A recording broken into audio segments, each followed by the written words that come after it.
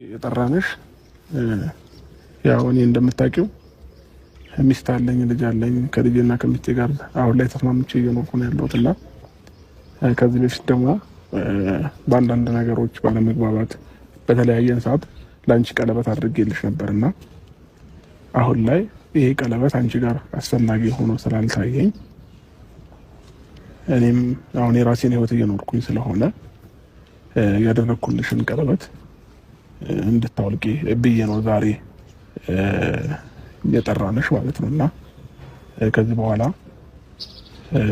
ይሄን ቀለበት ስናወልቅልሽ አንቺም ከህይወታችን ወጥተሽ ለራሳችን፣ ለሰላማችን፣ ለደስታችን እንድትታይ ነው እንፈልጋለንና ከዚህ በኋላ እኔና አንቺ ህይወት ላይ ምንም አይነት ነገር ሊቀጥል ስለማይችል ከቻልሽ ቀለበቱን አውልቂላት። ምንድን ነው አላረግሽውም?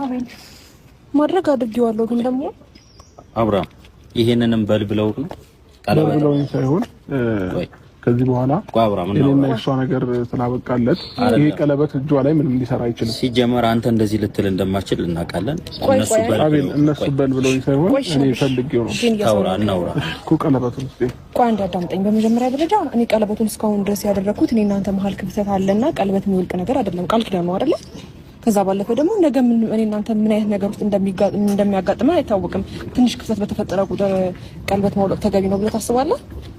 እኔ እናንተ ጋር ክፍተት አለ ነው እንጂ የእውነት ልብ ፈልጎትና የእውነት ህይወትን ፈቅደው እየኖርክ እንዳልሆነ እየገባኝ በፍጹም ይሄን ቀለበት ላውልቀው አልችልም። ይሄ ሀሳብ ደግሞ ያንተ ሀሳብ ሊሆን አይችልም። የኔ ሀሳብ ነው። እነሱ ስላሉኝ ተላላሉኝ ሳይሆን እሺ፣ አንተ ሀሳብ ሆኖ እኮ ብቻ መምጣት ትችል ነበር አይደል? እንዴ አብርሃም፣ ብቻ ነው ማግኘታችን ቀለበት ከነሱ ጋር ነው እንዲያረክልኝ። የምርህን ነው አብርሃም? አብርሃም በመጀመሪያ ማለት ነው ከራስ ጋር ስትሆን አውልቂ ማለት ከራስ ጋር ስትሆን አሁን ከራስ ጋር አይደለም። ገብቷል? ከራስ ጋር አይደለም እንዴ? ከራሱ ጋር ነው አይደለም። በቃ እሺ፣ ለምን እንከራከረው? እሱ ነው ያደረገላት። ስለዚህ አውልቂው ማለት ይችላል፣ አልፈልግ ማለት ይችላል። አያውልቀውም። ከራሱ ጋር አይደለም። እናንተ አዛችሁት ማለት አልታዘዝኩም፣ በራሴ ፍላጎት ነው እያደረኩ ያለሁት እኮ እያለት ነው። እሱ ይሄንንም በልብላችሁት ይሆናል እኮ። አቤል፣ ለምንድን ነው አሁን ስለ ግምትህና ስለ አንድ አስተሳሰብ የምናወራው? ለምን ገምታለሁ? እና ግምት ሳይሆን ይሄ ሪል ያለክ ነው አይደል? በቃ አልፈለግም፣ ቀለበቱን ታውልቅልኝ ያለው። ስለዚህ ሄርሜላም ብትሆኚ ከዚህ በላይ አትከራከሪ፣ ቀለበቱን አውልቂው። ለምን በግድኛው ነገር አለ እንዴ? ፈልጎ ነው ያደረገኝ። አሁን ደግሞ አልፈለገማ። አይ ቆይ አብርሽ፣ እናንተ ጥያቄ አለኝ። እኔ በቀለበት ይዤ አውቃለሁ እንዴ?